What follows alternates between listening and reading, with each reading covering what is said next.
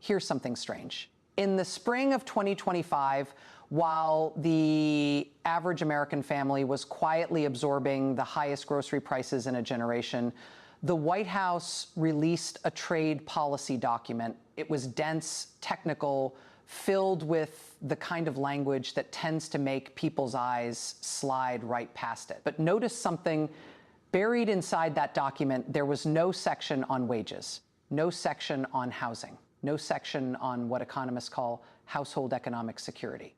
The document was about leverage, about winning. But winning what exactly?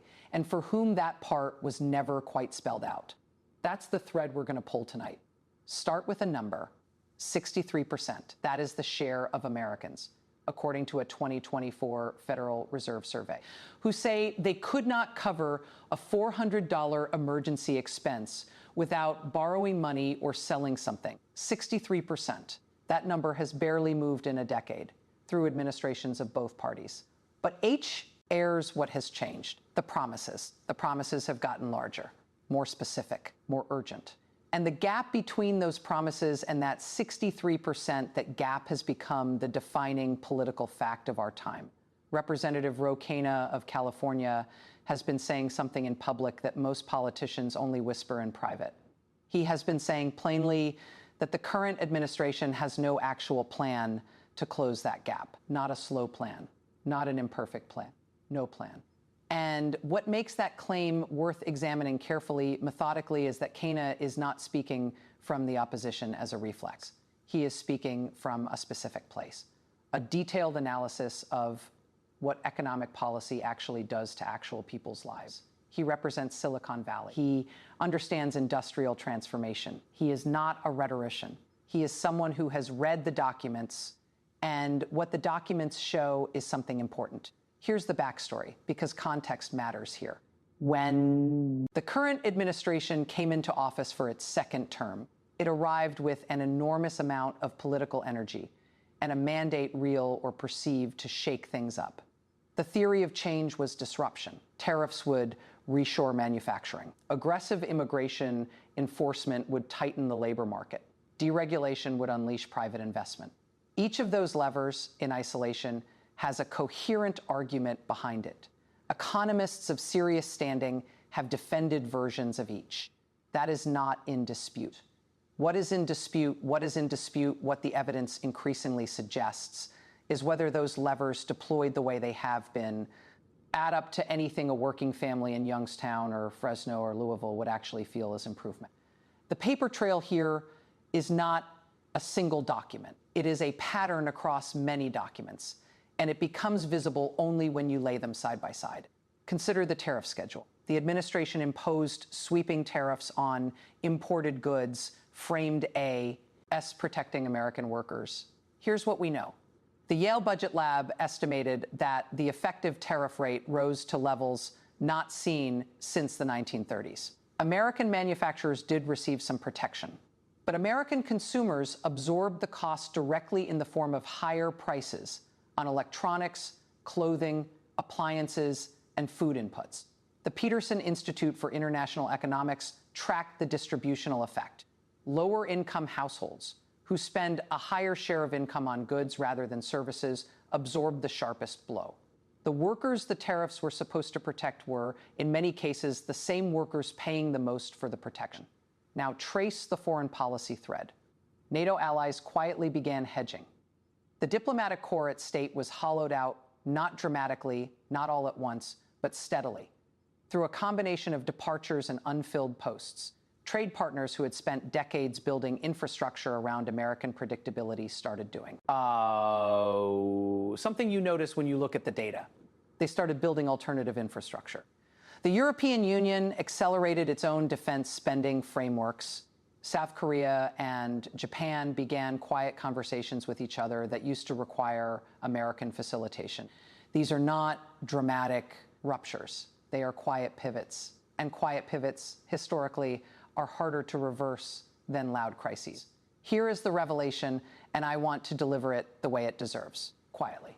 There is no coherent theory of American household improvement inside this policy architecture.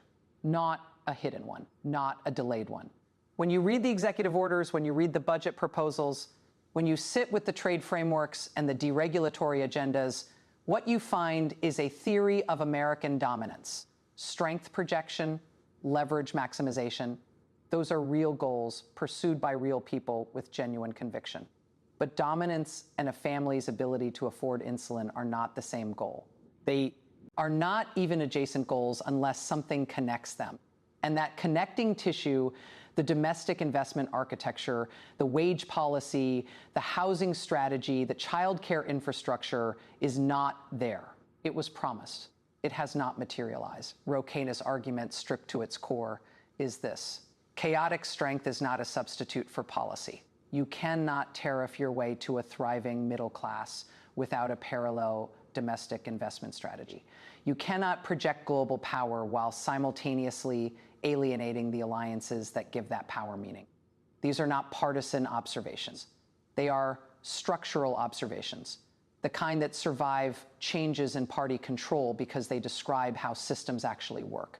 And here is the part that should concern all of us, regardless of how we vote.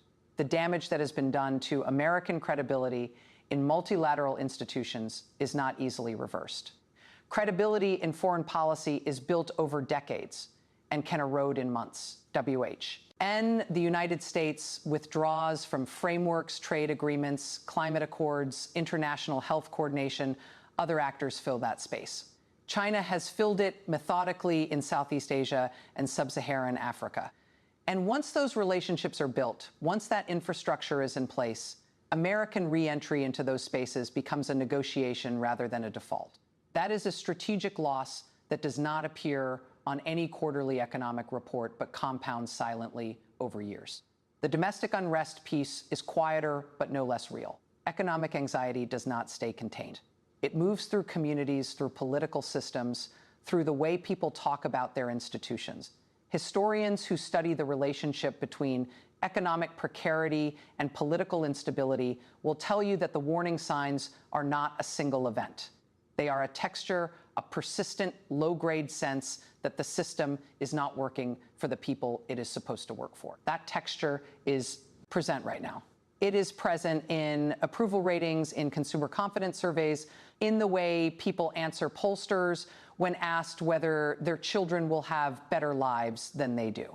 Two questions remain open, and they are the right questions to carry with you. First, is there a policy realignment coming either from within this administration or from the opposition that seriously addresses household economics rather than simply promising to? The legislative calendar suggests limited appetite, but political pressures have a way of concentrating minds. Watch what happens to Republican incumbents in districts where manufacturing reshoring has not arrived on the schedule that was promised. That pressure is building. Second, what is the long-term cost of the alliance fraying? Not the immediate cost, which is manageable. The compounding cost 5 and 10 years out. When the US needs coalition partners for something, it cannot do alone a security crisis, a pandemic, a trade deal. I dispute with a major rival. Alliances are insurance policies. You don't notice their value until you need to file a claim. The facts laid out plainly speak for themselves. Strength without strategy is noise. And noise is not a vision.